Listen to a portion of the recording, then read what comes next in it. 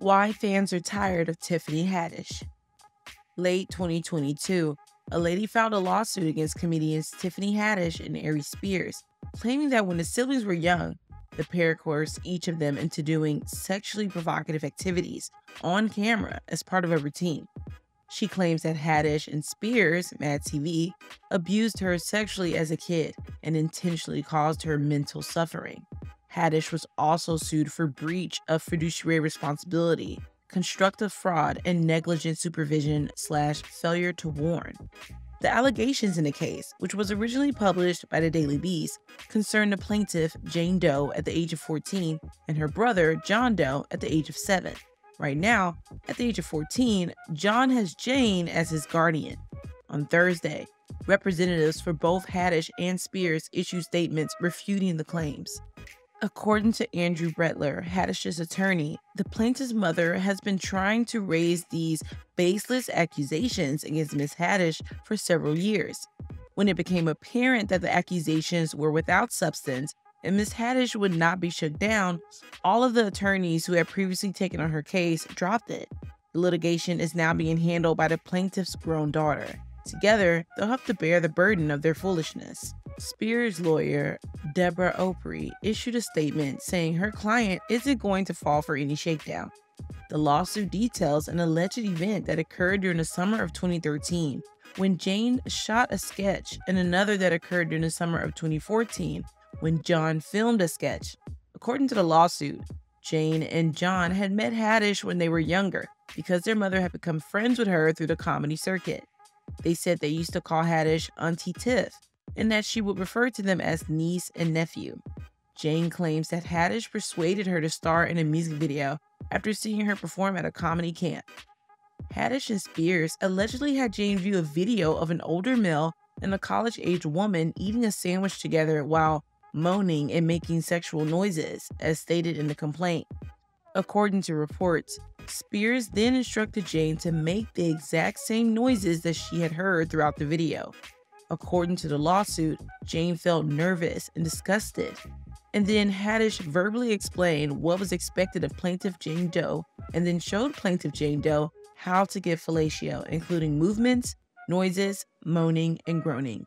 According to Jane, she performed what Haddish and Spears wanted, received $100, and kept the whole thing from her mother. The lawsuit claims that a year later, Haddish again enlisted John for a video, this time titled Through a Pedophile's Eyes, which was published on the website Funny or Die. According to the lawsuit, Spears allowed the filming to take place at her house, and both of her children, Jane and John, showed up. But Jane was allegedly forced to wait in the basement while her brother was recorded upstairs.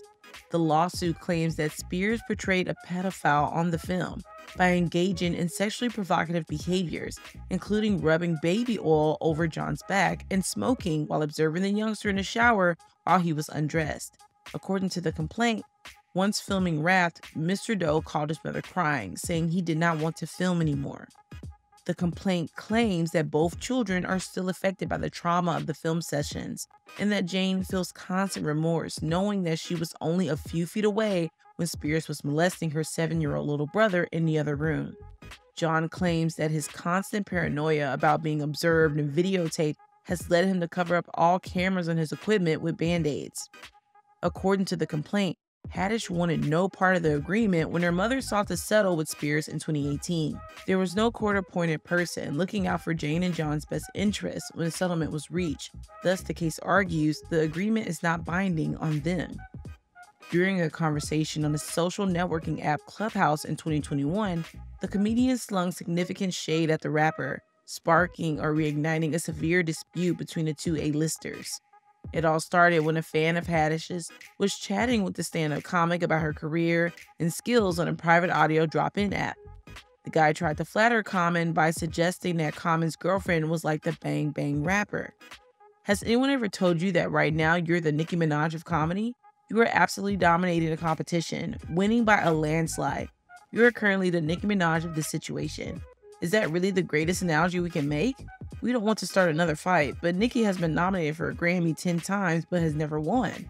while Tiffany recently got one for Best Comedy Album. She was not the ideal analogy, but it doesn't mean she wasn't killing the motherfucking game. If Tiffany had just left the stuff there, that would have been okay. However, she needed to get her thoughts out, and then she cracked a joke. And unlike Nikki, I treat everyone with the utmost kindness and consideration.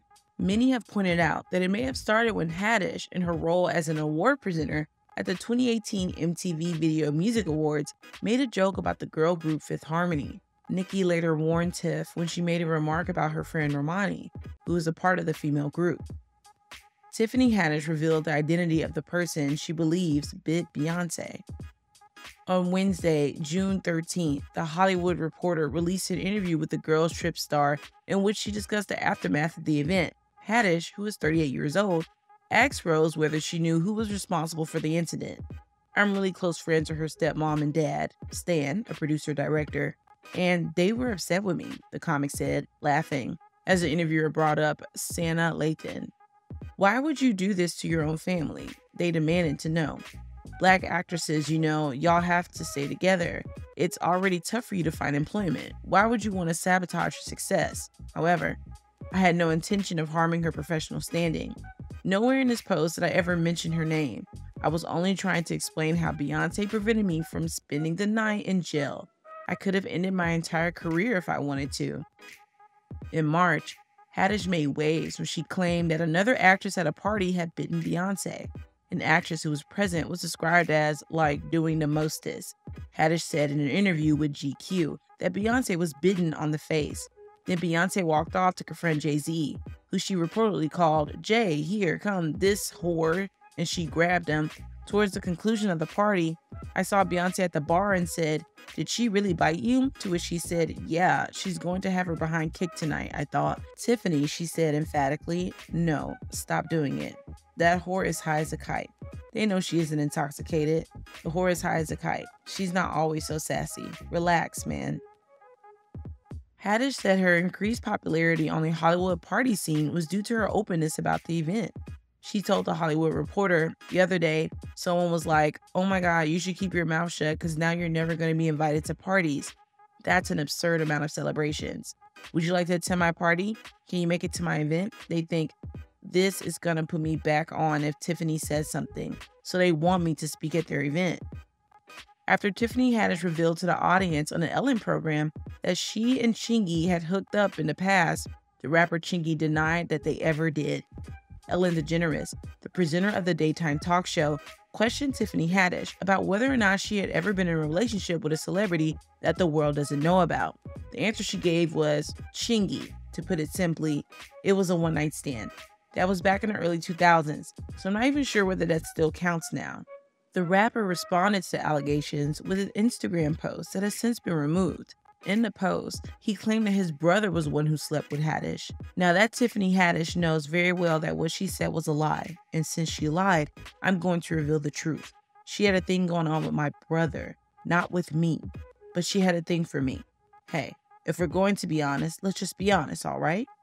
Haddish called out the Chingy in the comment part of the post, which has since been removed via a prominent fan account, for disputing the fact that Haddish had claimed on several occasions in the past. "Really, Chingy, you need to quit. About 2 months after we first got to know one another, I hooked up with you once. To be fair, the sex was not very satisfying because you were sleepy. That motel on San Vicente and Sunset. You might have found me sleeping in your bed for sure." Haddish responded with the phrase, "Shit, you pulled down my Sergio Valentes." A few days later, she added, "I found out you was hooking up with my homegirl, and that was a dancer in that video you did with Houston, and she was pregnant." She said, "Therefore, I stopped harassing you, and 3 months later, I started dating your brother." Haddish never sleeps with her pajamas on. Why are you only now denying that you and I ever had sexual relations? Boy, I've been talking about getting it on with you for years. Don't make me start calling out all the skeletons because we used to have a lot of fun back in the day, but we only had sexual encounters once. Tiffany is a drama queen, yes. So what mess do you think Tiffany would get herself in again? Leave your views in the comments below and stay tuned for more celebrity content.